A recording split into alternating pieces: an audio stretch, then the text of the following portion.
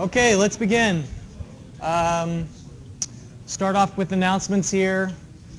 The project, I've been getting a lot of good questions about the project. You need to upload the maps by Thursday. And so create a PDF of both the static condition and the demand maximum condition. You know, in the static condition is when you'll see the high pressures. At the high flow max condition is where you'll see the lower pressures. And there's an assignment created in MU Online where you can upload files to that. So just go to our course homepage, select that item. It says, you know, like project upload, something like that. It'll be very obvious. It's at the bottom of the list. And just upload the 2 PDF files. I've previously provided you with links that show how to print. If you can't figure out how to print in WaterGems, there's a brief tutorial that illustrates how to make a PDF. Don't just do a screenshot. The problem with the screenshot is it won't be clear enough for me to zoom in and see all of your annotations, and so that's why it needs to be a PDF.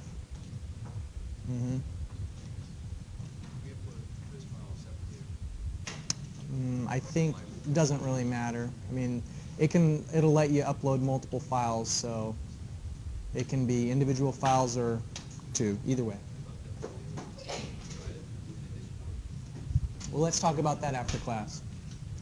All right, so homework 10 is going to be due on Tuesday, April 7th, and that's the same day as our exam. You'll notice that due Tuesday. And you can wish that that is crossed out.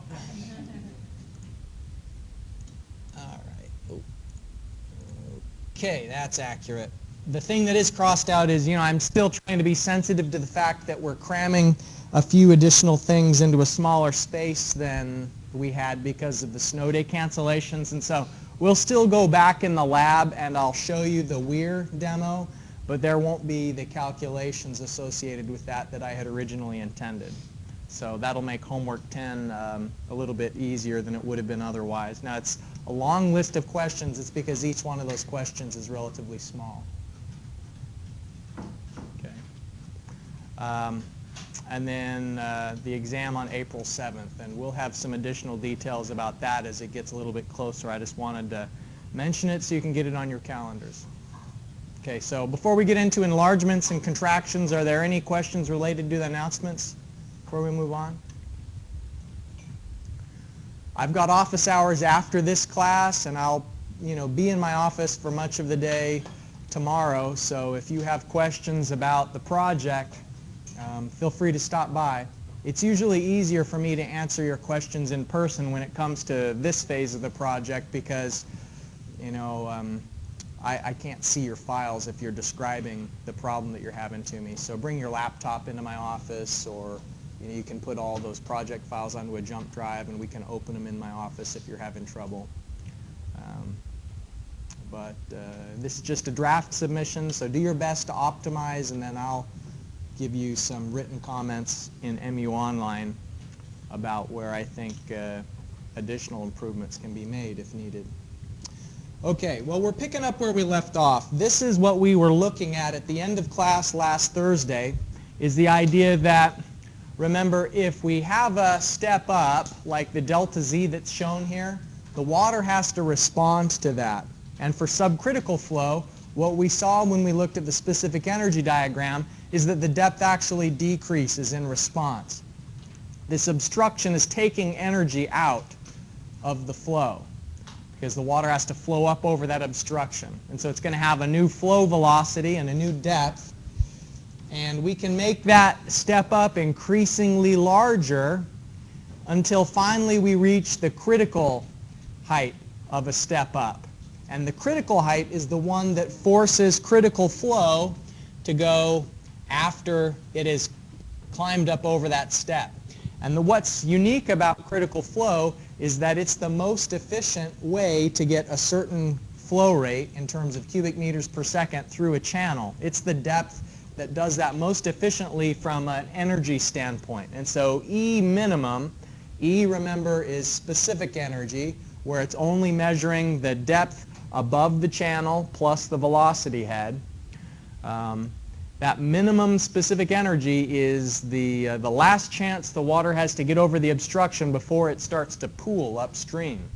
And that's what's illustrated here in D, is the fact that the obstruction in part D is too tall, that the water doesn't have enough energy to flow over that obstruction with its original flow depth upstream. The original flow depth upstream was y sub 1.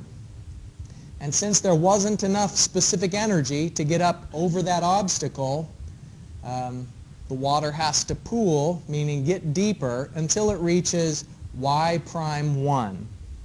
And once the water finally gets to y prime 1, then there's enough energy at 1 that it can get over both the obstacle and then still have enough energy left over for critical flow conditions after the obstruction. So that is how the water reacts to a choke. Now, I'll point out the thing that I've mentioned before, and that is here when we have critical conditions, the depth of flow represents 2/3 of the specific energy, and the velocity head is 1/3 of the specific energy. And we'll come back to this simplification a couple of times, like when I'm wanting to calculate E sub minimum, which means the minimum specific energy to get the water through the channel. Sometimes what I'll do to calculate E sub minimum is just multiply the critical depth by 3/2.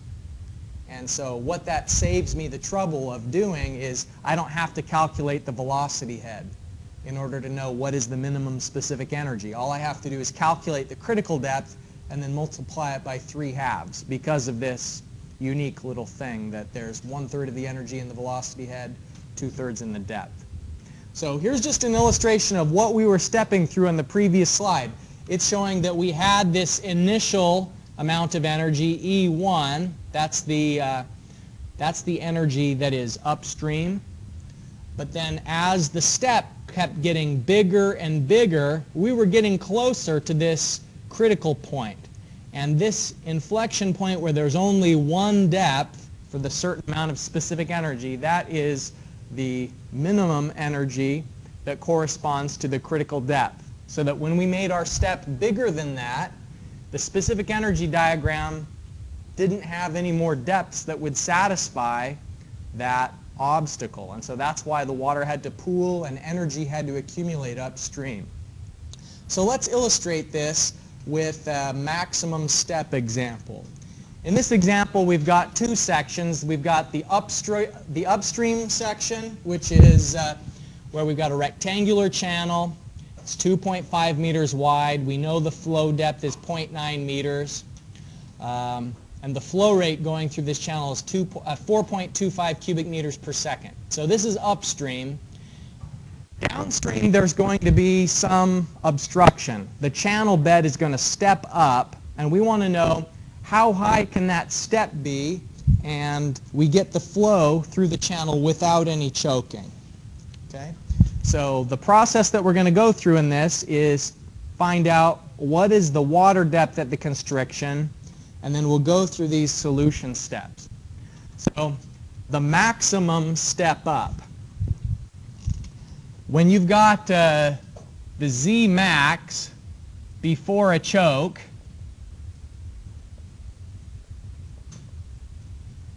does anybody remember what the flow depth is at that critical point? Right before choking occurs, what's the depth after the step up, the flow depth?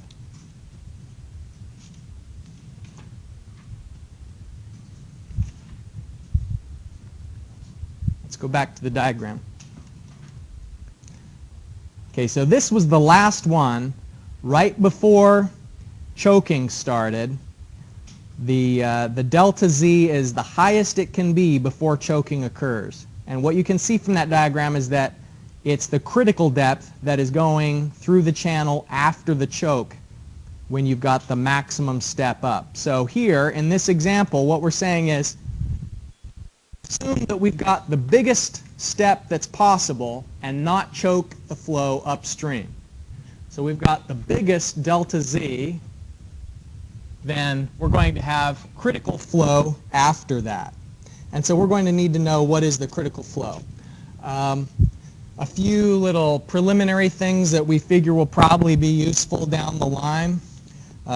We can find the velocity at 1 for this illustration.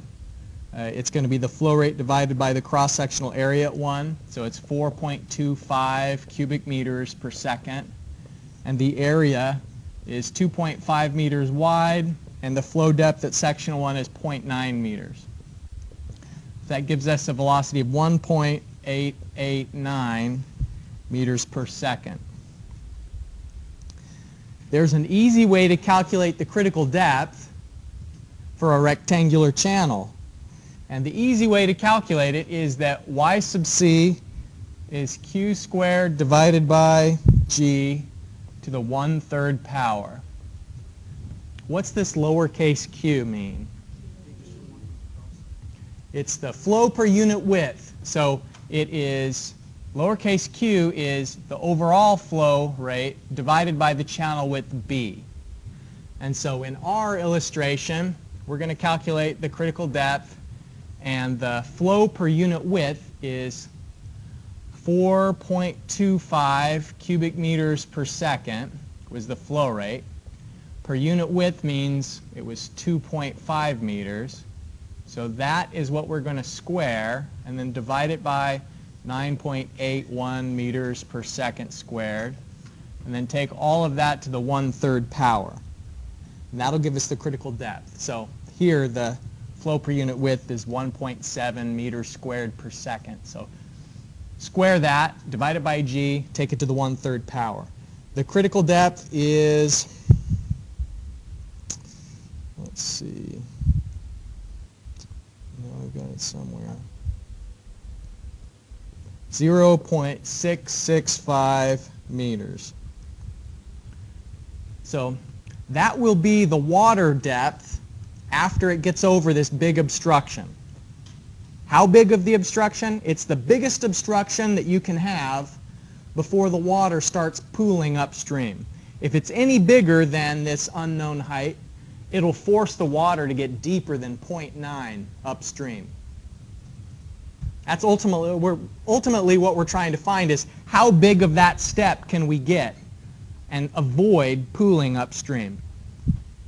Okay, so we know that after the water gets up over that step, it's going to flow at the critical depth because that's the most efficient minimum energy, minimum specific energy that condition that can occur for this flow rate. And so we know the flow depth. Let's take a look at the energy equation. If we want to say that the specific energy at 1 is going to equal the specific energy at 2 plus the step, what we're saying is y1 plus the velocity head, v1 squared divided by 2g, is equal to the critical depth plus v2 squared divided by 2g plus delta z max. A lot of times we've been expressing the velocity head in terms of q squared divided by a squared because we didn't know the velocities. But actually, if we know this critical depth, then we know what the velocity is going to be. We're saying that after, at 2, the water depth, y2, is going to be 0.665 meters, and the depth is still 2.5 meters. And so v2 is going to be q divided by a2. And so that's going to be our 4.25 cubic meters per second divided by 0.665 meters times the width of the channel, 2.5 meters. So the velocity at 2 is actually known to be 2.555 meters per second. So then what's unknown in this equation? Yeah, the delta z is the only thing that's unknown because we know that the water will flow at the critical depth when we make that step high enough. If the step was a little bit less steep, if there wasn't as big as delta Z, then it wouldn't flow at the critical depth. But we're saying, by definition, we want to make that step so big that it causes the critical flow here, but not so big that it has started to choke at 1. Just like at that critical threshold where it's in perfect balance. We've just got barely enough energy at 1 to get it up over that obstruction and cause the critical flow at 2. Okay, so we can start putting in the values here. We knew the original flow depth is 0.9 meters. We've got 1.889 meters per second. We're going to square that, divided by 2g, 9.81 meters per second squared, is equal to the critical depth, 0.665 meters, plus V2 squared, so that's 2.555 meters per second. Square that, divided by 2g, 2 times 9.81 meters per second squared. And then the only unknown now is plus delta Z max.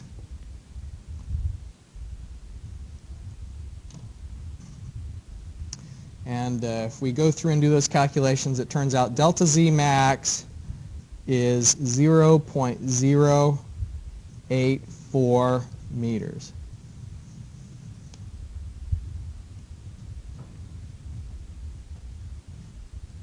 Who can explain what the max means? Maximum obstruction? Yep, before it starts to pooling. So if this step, like if it's like a log that fell in the stream and it's going the whole width of the channel. So if that log was taller than 0.084 meters, then what would happen? Right, there wouldn't be enough energy, and so then what would happen to the flow at 1? It'd get deeper. You know, it would accumulate energy at 1. The water would get deeper until finally it saved up enough energy to flow over that obstacle. And then it would reach another equilibrium and it would be able to get up over the flow. Any questions about this example or the steps that we went through for it?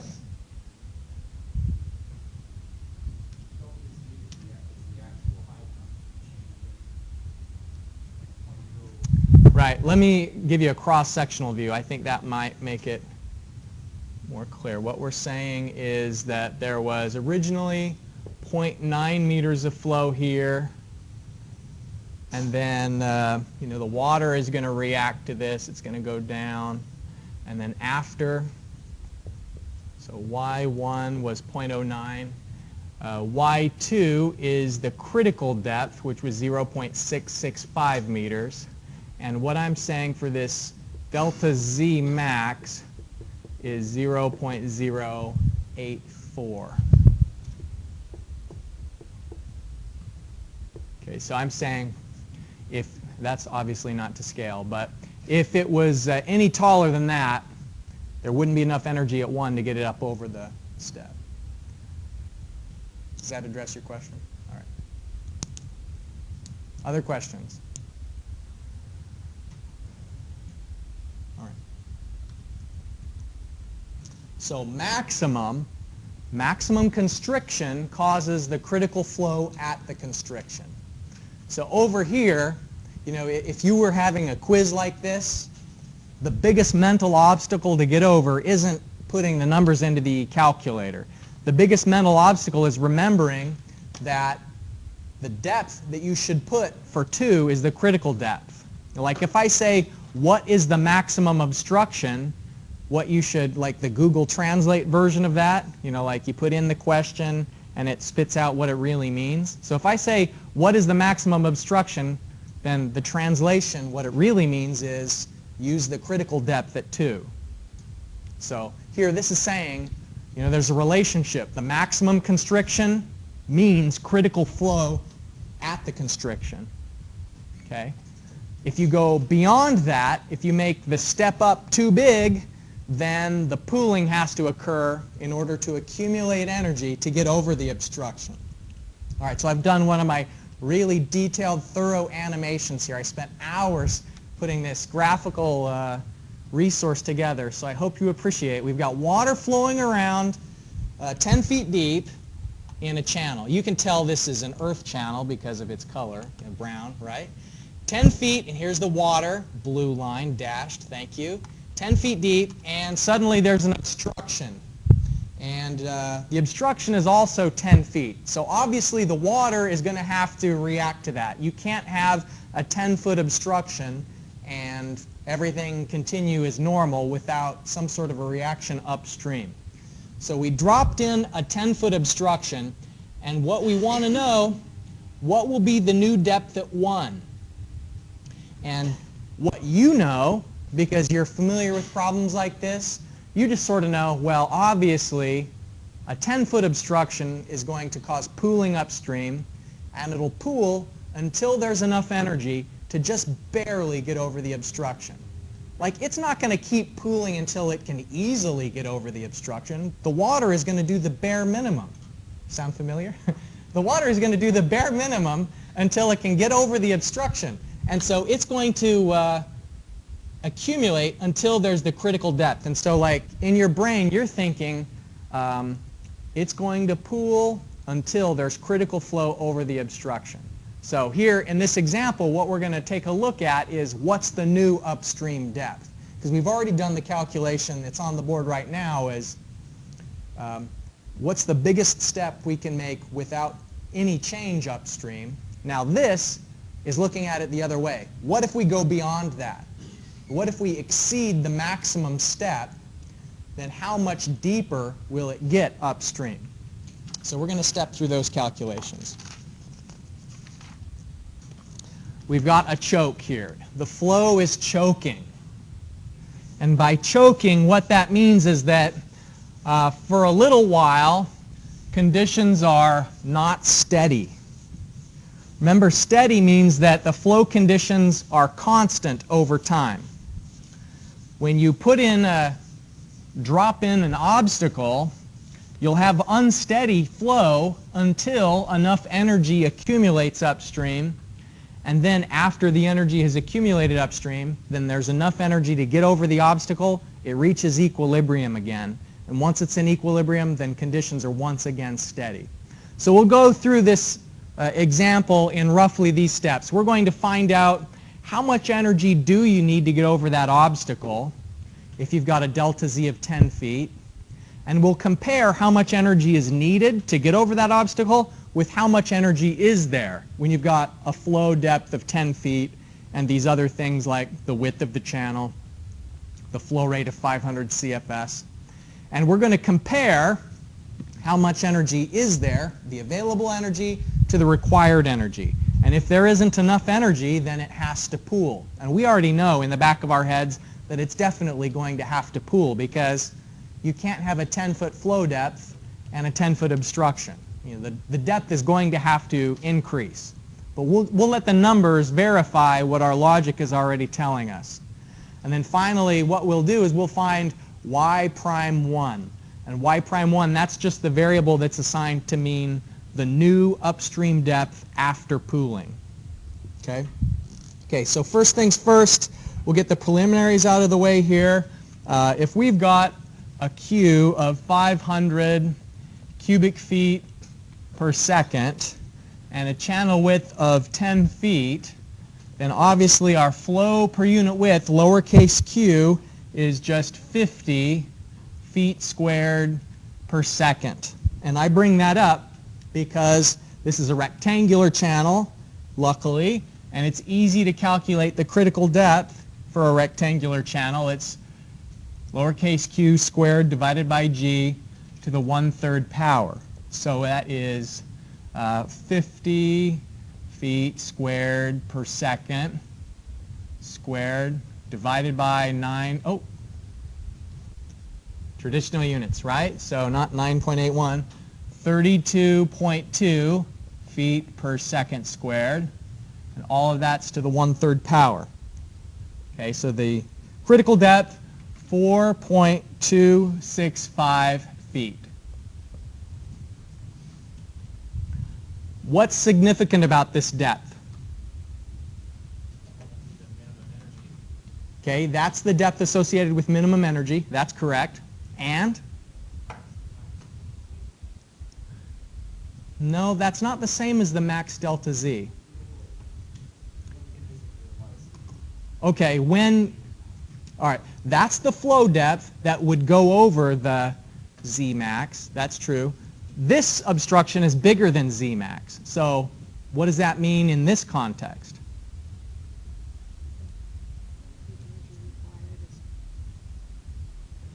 This will be the flow depth with this obstruction. When the delta Z is max or greater, this will be the flow depth over it. So this is going to be, right there you can see it says Y sub C. Since we have an obstruction that's taller than the maximum allowable obstacle, it will flow at the critical depth. So we already know our flow depth at 2 just by doing that. Okay? And in fact, we can calculate E minimum with this shortcut that I mentioned earlier. E minimum is just 3/2 the critical depth. So that means it's 6.398 feet. And that's the minimum energy required for these conditions where it is the 500 cubic feet per second and the channel width and so on. So what is the total energy required?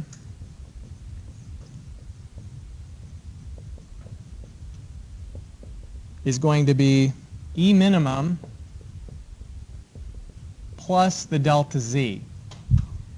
Okay, so 6.398 feet plus 10 feet. It has to be 16.398 feet to get over the obstruction and have enough energy just for the velocity head and the flow depth over and above the obstruction. So this is the amount that we're saying E required.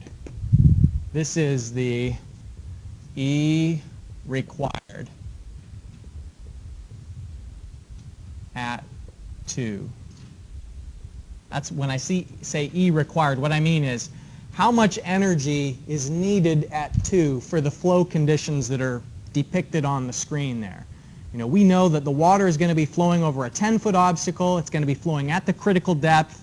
It's going to have some velocity head. So, you know, we want to have enough energy to satisfy all the requirements at 2, and that's how much we need, 16.398 feet. So any questions so far? Yeah.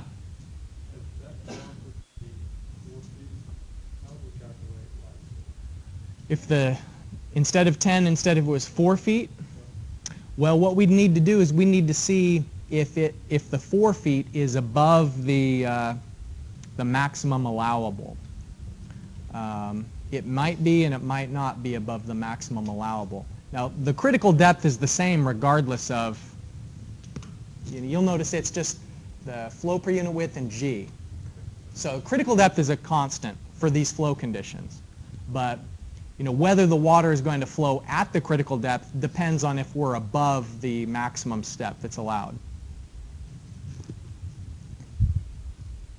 Okay, so that's required. How much is available? Total energy available at 1. In other words, can the water climb up over that obstacle already, or is pooling going to have to occur? And you know, I'm going to modify this. Total energy initially available at 1. Because pooling can accumulate energy at 1, but we're going to say how much is there when the flow depth was 10? How much energy was there?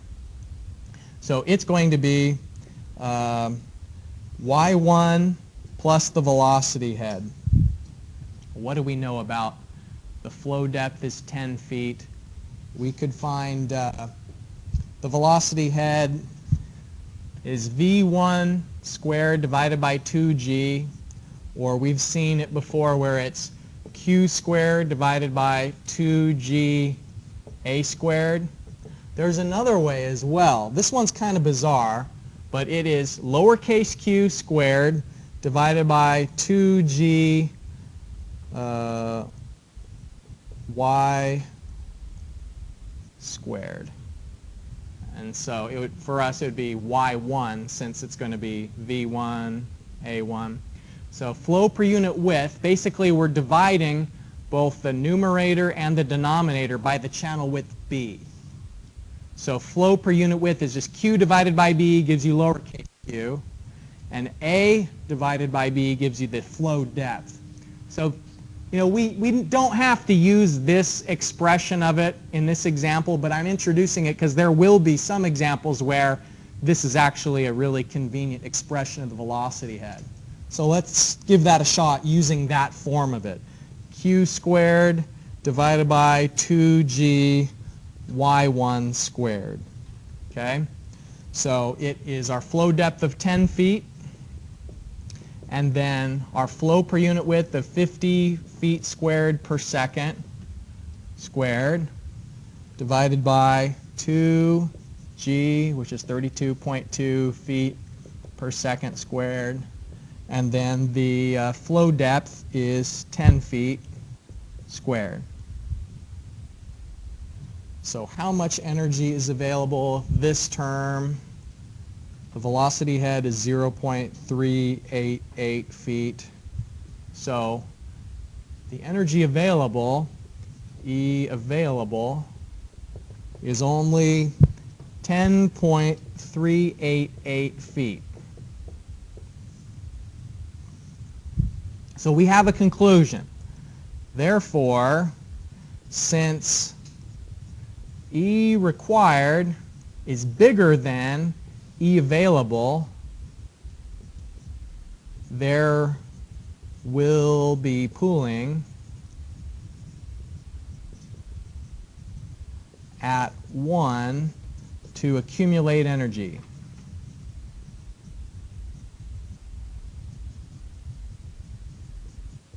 That's what we already suspected, remember? We suspected that probably a 10-foot obstacle was going to mean that you couldn't have a flow of 10 feet go through the channel. And we were right. It's hard to fool us that you can't have the water depth be 10 feet over a 10-foot obstacle. We're going to have it get deeper at 1. So any questions about where things are at so far?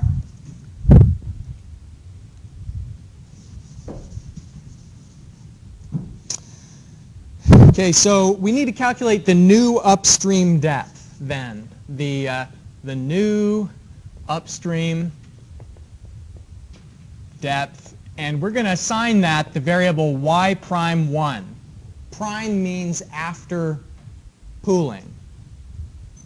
Okay, the new upstream depth is going to be based on how much energy is required. And so we're going to say let the E required at 2, because remember there's a certain amount of energy we have to have at 2 to get over that obstacle. That is going to govern how much the flow depth increases at 1. It's going to keep getting deeper and deeper at 1 until there's just barely enough energy to get over the obstacle. That minimum amount of energy that's required that we calculated before. So we're going to say that the E required at 2 is going to be what governs this y prime 1 plus q squared, lowercase q squared, 2g y prime 1 squared. And now I think maybe you see the usefulness of this form of the velocity head, is that y prime 1 is an unknown. And so we're expressing the velocity head in terms of the unknown flow depth. So we can put some numbers in there. It is 16.398 feet is required at 2. The unknown flow depth y prime 1 plus 50 feet squared per second. Square that. Divided by 2, 32.2 feet per second squared, and then y1 prime squared. Okay? that rearranges to look like 16.398 is equal to y prime 1 plus 38.820 divided by y1 prime squared. And then we rearrange that to look like y prime 1 cubed minus 16.398 y prime 1 squared plus 38.820 is equal to 0. So we multiplied each of these three terms by y prime 1 squared and then rearranged it so we've got all of the unknowns on the left-hand side of the equation so we can find the roots. So the roots are that y prime 1 is equal to negative 1.474, 1.621, or 16.251.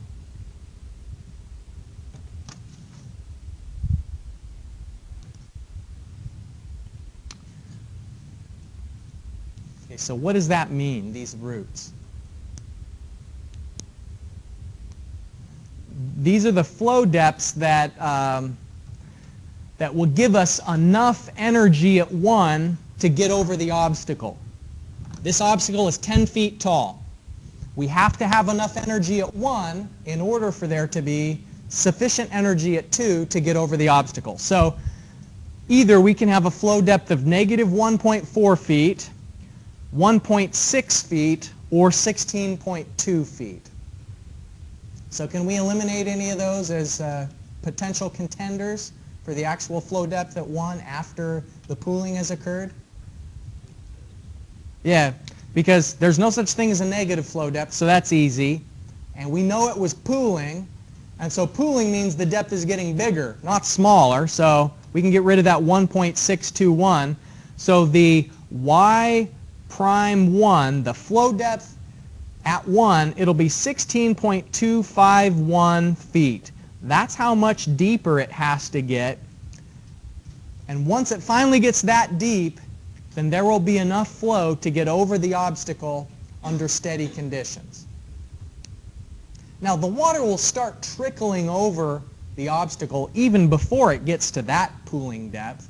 Like when it's 11 feet here, water will start flowing over the obstacle, but it'll be pooling faster than the water is getting over the obstacle. You know, the flow over the obstacle won't equal 500 CFS until this is the new upstream flow depth. Until it gets this deep at 1, flow in is not equal to flow out. Flow in is bigger than the flow out because there's energy accumulating upstream until finally, when it gets this deep, there's just barely enough energy so that there will be critical flow over the obstacle.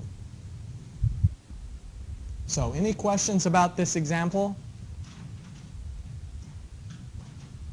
Our textbook's really good, and the only way that you'd be convinced of that to the extent that I am is by comparing it to some of the lousy textbooks that are out there. There's some real stinkers.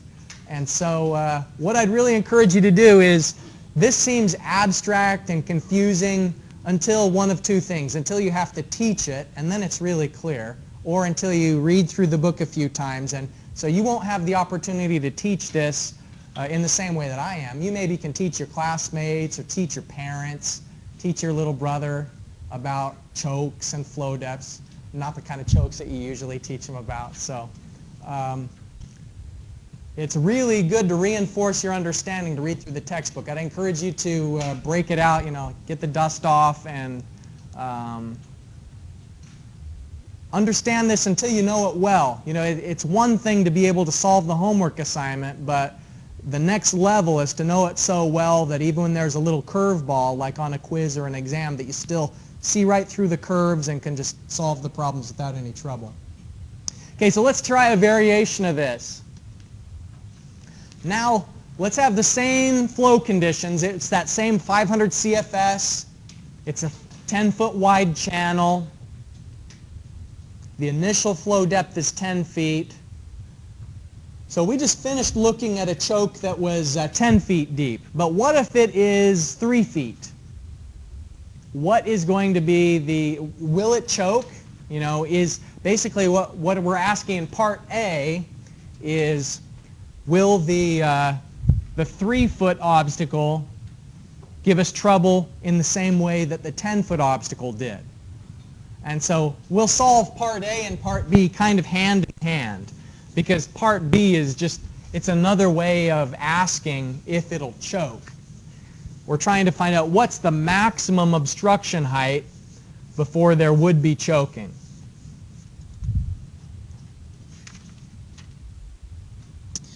All right, so previously, we're going to keep some of our preliminary stuff that we had before. Okay?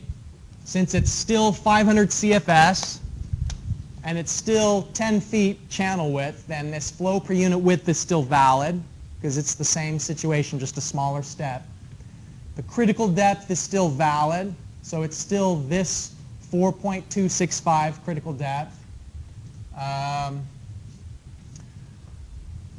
So we don't know yet about the E required in the same way. Let's see, we've got the minimum energy that's required will be E minimum plus delta Z. So the E minimum, yeah, that's still valid. The delta Z, though, is, instead of 10, it is 3. Okay, so the total energy required is going to be 9.398 feet for a 3-foot step. How much energy is available at 1? All right, it's, the depth is still that 10, and we've got the same initial velocity head. And so this is how much is available. And so what we did before is we compared required and available. And in our earlier example, required was bigger than available, so that meant it was going to choke, because required was bigger than available. What's our conclusion now? Our conclusion now is that the E available is bigger than the energy required. So, no choking. So the water won't have to pool at 1 to get over that obstacle. Will it choke if delta Z equals 3? So the answer to part A is no, it won't. And if I asked a similar question in a quiz, you can't just put no. You have to prove why. You have to do the calculations to support the yes or the no. Otherwise, that'd be a pretty good 50-50 guess, right? But, you know, how quickly we stepped through this just illustrates that, you know, it's not so bad. The logic of it is you just compare to how much energy is there, how much energy do you need. And if you've got more energy than you need, there won't be choking. There's no reason for it to choke and begin to pool. But in the previous example, we had more energy required than was available, so that's why it choked and started to pool at 1, was to accumulate energy. In this instance, the available energy is more than enough, so it won't for the delta Z is equal to 3 feet. But part B, what's the maximum allowable obstruction before choking? Let's see if we can do that. Part B, what is the max delta Z so that it doesn't choke? What we will do there is we'll say, we already know the E minimum, right? We have from over there the E minimum, and we're going to say that the E available will be equal to the y sub c plus the velocity head at 2, so that would be q squared divided by 2ga squared plus the delta z max. But it's actually even easier than this because, remember, if it's critical flow, then the depth plus velocity head is just 3/2 y sub c. So that's the E minimum that we knew from before. This E minimum from here, so it is E available is equal to E minimum plus delta Z max. Okay, so the E available that we had previously was 10.388 feet. The E minimum is 6.398 feet plus delta Z max. And so the delta Z max is 3.99 feet. If the obstruction is more than 3.99 feet, then the flow will start to choke. That's the limit, based on how much energy there is at 1 to begin with. This is a little bit of a shortcut that we took. You don't necessarily have to take that shortcut. It's just based on the fact that we know when you've got critical conditions, the flow depth represents 2/3 of how much specific energy there is. So if what you're trying to find is how much specific energy is present, it's just 3/2 times the critical depth.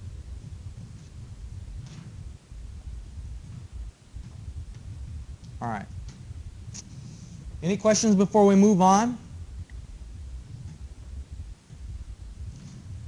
This isn't the only kind of choke. You know, this step up in the channel bottom is one way of choking the flow, but there's another way. Let me dim the light so you can see it better. If you make the channel narrower, that's another way of choking the flow. And here's a picture of a river in Alaska, and it's showing a bridge going over the river. And what these piers effectively do is change the width of the river. Now, the physical width of the river is still the same. It didn't bring the banks closer together, but the effective flow width is reduced because the water can't flow through the pier. It's having to flow around the pier. And so now the width of the channel is less than it was upstream of these piers because these piers are blocking the flow, so the water's having to somehow get through that obstacle. So what we sometimes are interested in with problems like this is how is the flow going to respond to the obstruction? Will it get shallower or will it get deeper because of the obstruction? And sometimes in our minds we just naturally think that any time you put in an obstruction it must make the water, you know, pile up or get deeper somehow. But that's not always the case. That's why we have to do specific energy calculations, is because we don't really know whether the flow depth is going to decrease or increase due to the obstruction until we go through the specific energy diagram or do the specific energy calculations just to see. So let's just review what an obstruction is. A constriction can be when the bottom of the channel is raised, and that's what we've been doing so far today with those steps, where we're putting, like a log has fallen into the stream or a step up in the channel. In a case like that, even after the step, the flow per unit width stays the same because we're not changing how wide the channel is. We're just changing where the bottom of the channel is. And that's why the specific energy at 2 decreased, is the obstacle is taking specific energy out of the channel because the water has to flow up over the obstacle. That's why E decreases at the obstacle. So previously this is what this kind of cross-section looked like for a constriction. What if the width of the channel decreases like the picture that we were just showing? If you've got piers and a bridge, what happens then? Well, there isn't a step up, and so the specific energy stays the same, but the flow per unit width increases because we've got the same flow rate Q, lowercase q is big Q divided by B. So if you make the channel narrower, B is decreasing, therefore the flow per unit width goes up. So look at this illustration. We've got a wide river, it's a meandering river, it's wide, and so the velocity is pretty slow. But then when the river contracts, the velocity has to increase because of that contraction. And so this is what happens in nature, is that channels are always getting wider and narrower, and what we're interested in is how is the depth of flow going to react to the width of the river constantly fluctuating between wide and narrow as the slope is changing. So how it behaves is governed by what's happening before the constriction. So the behavior at the constriction is governed by behavior upstream, in the same way that we had to know whether it was subcritical or supercritical in our previous lectures when we were trying to pick out which of the three routes is the new flow depth. We have to use the energy equation and do a similar comparison here when the width of the channel is changing. If it's subcritical before, it'll be subcritical at the constriction. And if it's supercritical upstream of the constriction, then the flow will stay supercritical. And so this will help us to know which of the possible routes of the alternate depths we should choose. So here's a numerical example that can kind of, make it clear what we're talking about. So we're looking at the upstream condition here. We've got our 2.5 meter width channel. 2.25 cubic meters per second is going through that channel, and the known depth is 0.9 meters. Now downstream, there's a bridge that's been put in over the channel, and so these bridge supports go down into the flow, and the water can't go through this concrete pier. And so the water has to go around it, and what that effectively does is, even though the channel is still 2.5 meters wide, each one of these is 0.25 meters in width. And so here's 0.25, and here's 0.25. And so if you look at that actual flow width, now the flow width is only 2 meters because it's reduced how much flow width is available. So what we want to do is we want to find out what is the new flow depth here. You can see the question marks are illustrating that we don't know how the water is going to react to the fact that there is less flow area than there used to be. And so I've already told you that you can't just guess if it'll get deeper or shallower. You have to do the calculations, and a big part of whether it gets deeper or shallower at the constriction is knowing what was the flow regime at location 1. And by flow regime, what I mean is supercritical or subcritical. So that'll be one of the first things that we do, is try and identify how is the water behaving at location 1 upstream. All right, so we'll do some of these preliminary things here. First of all, let's find out the critical depth. We know the critical depth is the flow per unit width squared divided by g to the 1/3 power. Okay, so that is 2.25 cubic meters per second, and the channel width is 2.5 meters. Square that, divided by 9.81 meters per second squared, and all of that's to the 1/3 power. Okay, so 0.436 meters. And that's important because just with that critical depth, we now know whether at 1 our conditions supercritical or subcritical. At 1, flow is super or sub. All right, which is it? What is it? Subcritical. How do we know that it is subcritical? Since what?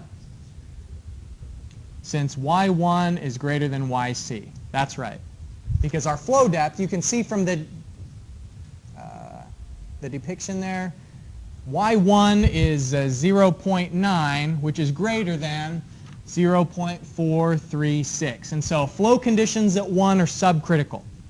So that when we solve our equation and get the 3 roots, we should pick the subcritical root. That's what it's going to do at 2, is it's going to stay subcritical because it was subcritical at 1. All right, some other preliminary things we can do. We can find the velocity at 1, Q divided by A1, and the flow rate 2.25 cubic meters per second divided by 2.5 meters times 0.9 meters of depth, 1 meter per second. So that's the flow velocity at 1. And then let's find the energy at 1. How much energy is there at 1 is going to be y1 plus v1 squared divided by 2g. Okay, so the flow depth of 0.9 meters plus 1 meter per second squared divided by 2g.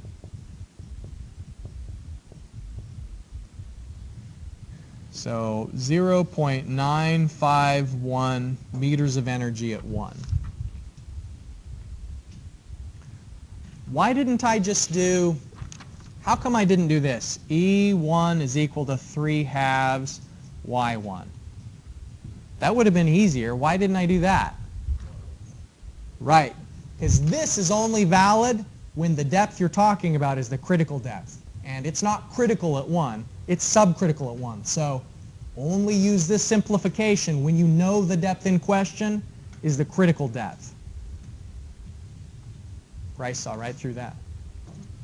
All right. So we've got the energy at 1.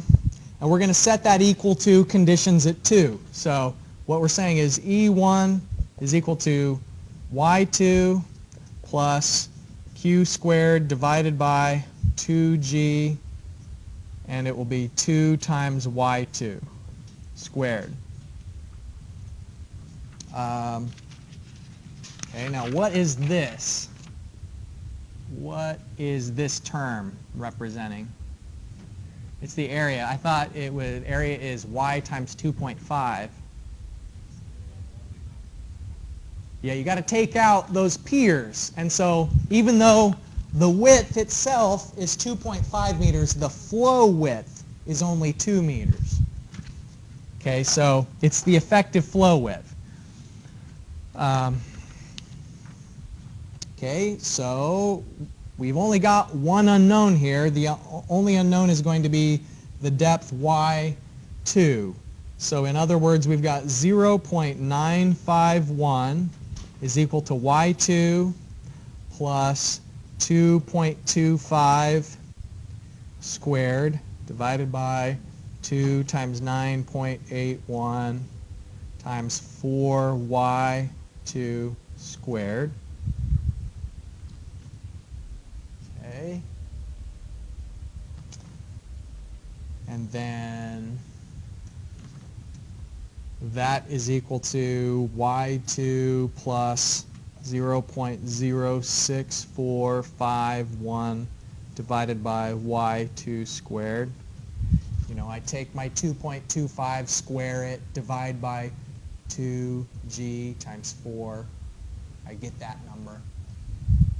And ultimately, the equation I want to find the root for is going to be 0.951 y2 squared plus y2 cubed plus 0.06451, which, if I rearrange it, is y2 cubed minus 0.951 y2 squared plus 0.06451 is equal to 0.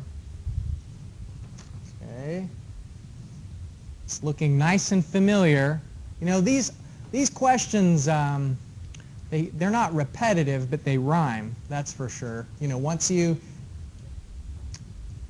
get into the numerical part of it, you end up solving for 3 roots, and then using the same criteria to know which one to select. So the roots here are negative 0.233, 0.3197, and 0.865. So what will be the new flow depth at 2 when those piers go in the water and cause an obstruction? Which of those two positive roots should we select? Which one? No, we don't choose that one because remember it was subcritical conditions at 1, so it's going to stay subcritical conditions at 2. So of these two roots, it's hard to keep sub and supercritical straight because you'd think, oh, sub is the shallow one, super is the deep one. But actually the sub and the super, remember, those have to do with the velocity.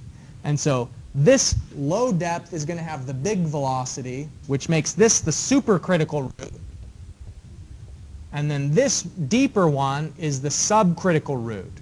And so we need to choose 0.865. So Y2 is going to be 0.865 meters.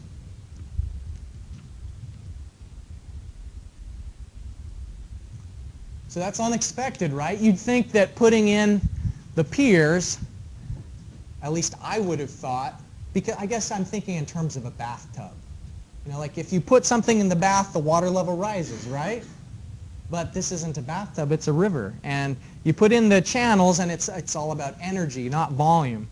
The water level actually went down because it was 0.9 before. And now it's 0.865. So we put in the obstructions, and how did the river behave? It sped up to get around them. It increased the velocity, decreased the depth in response to that obstruction.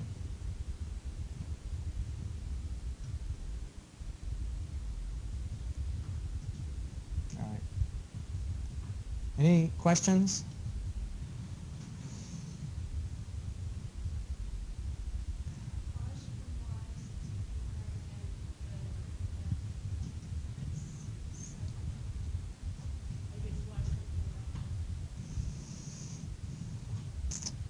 All right, so are you asking which of those two should be selected? No, I mean, like, in order for it to be subcritical, Uh-huh. it has to be very No, okay. Remember the dividing line between critical and subcritical is here. This is the threshold depth. Yeah, so the critical depth, anything deeper than this is subcritical, and anything less than that is super. I'm glad you asked that question because it gives me an opportunity to point out that, look, our supercritical depth is on the other side of that dividing line.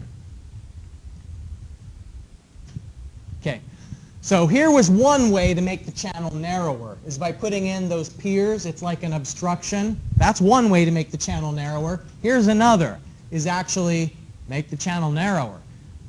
This would happen in a canal where you've got a certain flow width, B1, and it's transitioning down to B2.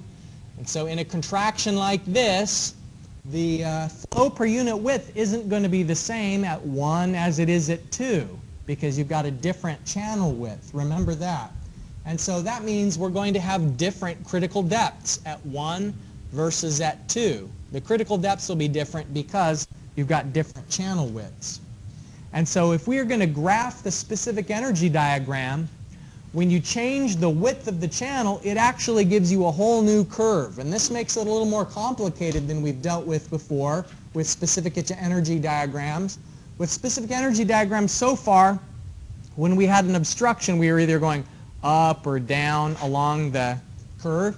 But now we have to draw a whole new curve. And what this is showing you is that our original wide channel at 1 had a lower specific energy diagram, but when we made the channel narrower, that kicked the specific energy diagram, the whole curve shifts to the right. So here, this higher energy curve is the one that's associated with the narrower channel. The upstream depth is, the critical depth is deeper, and the new E minimum is bigger. So that shifts the curve to the right. Okay, so Q stays the same when the channel is narrower, B is smaller, and so lowercase q is bigger at 2 than it was at 1. And so the flow per unit width is larger. That means that the critical depth is going to be bigger, and everything shifts to the right and up. And you'll need to remember that, because this shift to the right and up is an important part of some of the homework problems that you've got coming up next time. Not next time, but a week from today. So let's do an example. Let's see. So many slides. All right. Well, I think this is our last example, though, of today. We'll be able to get through this. Okay, we make the channel narrower here. Okay, at 1, the channel width is 10, 5 feet deep. The velocity, it's going 3 feet per second. Now, we're going to jump right into the deep end and find out what is the minimum width that we can make the channel and avoid choking. Because if we make the channel too narrow, then the water just doesn't have enough energy to get through that narrow channel.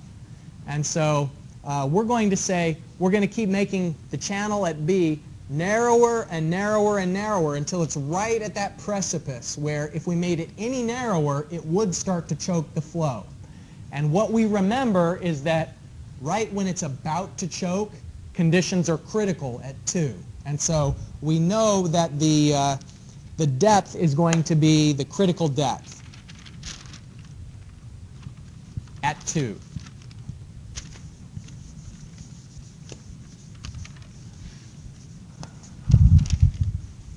All right.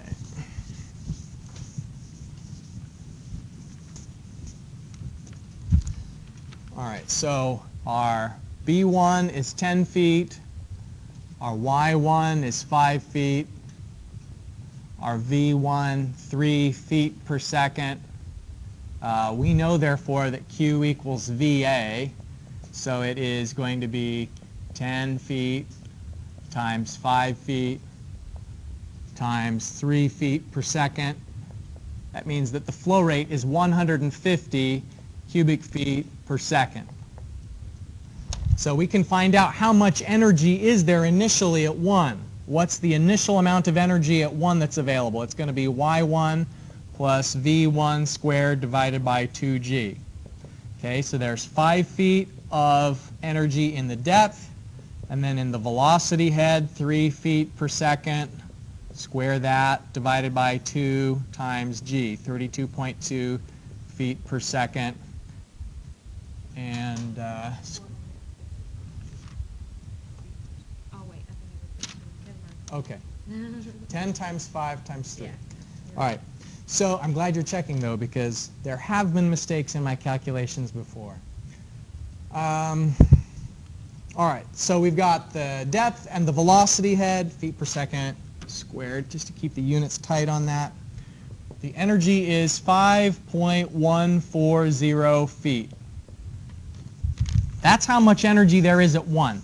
So what this example is asking is, what's the minimum channel width before choking occurs? So you keep making B narrower and narrower. So what we're going to say is the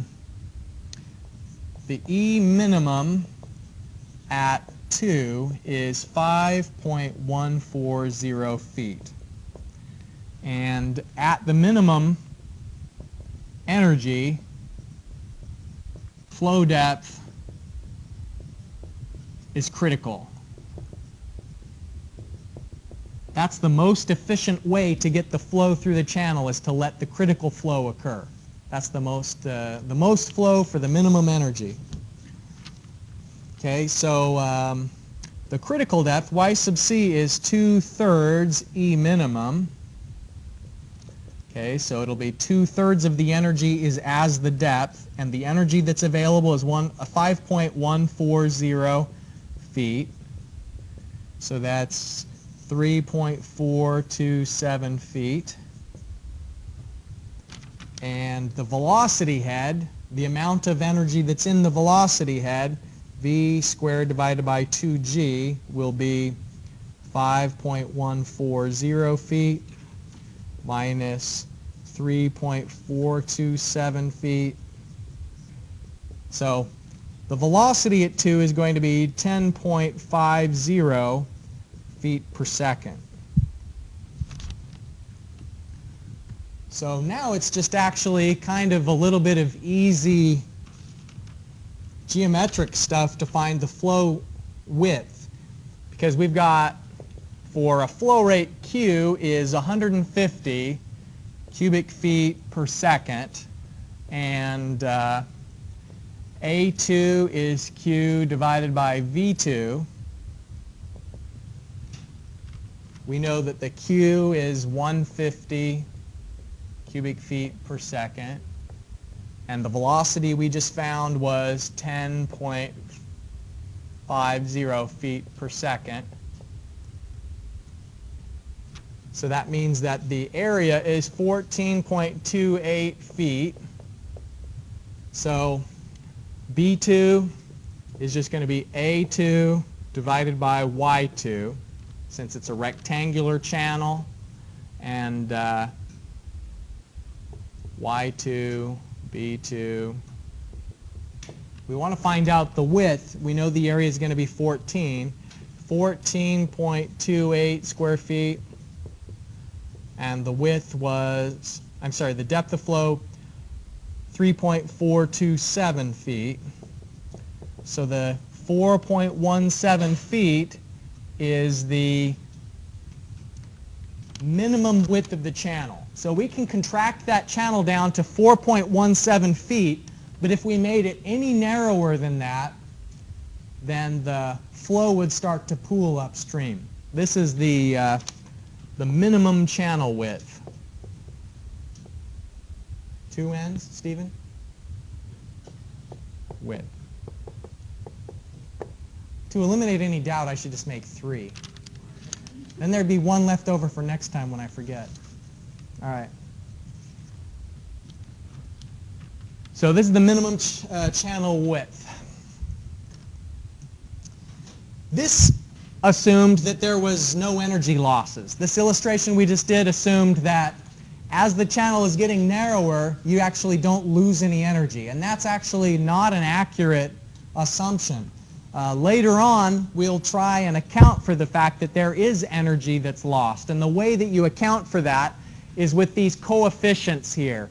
The contraction and expansion coefficients that the text suggests is between 0.1 and 0.6 for contractions, expansions 0.3 to 0.8, and it's sort of like a head loss term. See that last term in the equation? It's saying the energy at 1 is equal to the energy at 2 plus whatever losses there are. And so it's very much similar to what we did with the energy equation in pipe flow here. This C times the head loss term is a way of saying that there will be some energy lost through the transition. All right. We will do this next time. I don't want to hold you over, but let's jump back to these announcements and remind ourselves that Thursday's a big day. Oh, I went too far. Here we go. The big day for Thursday is uploading your maps. You have to upload them before class. So before 12:30 on Thursday, upload your 2 PDF files to MU Online. All right, have a great day.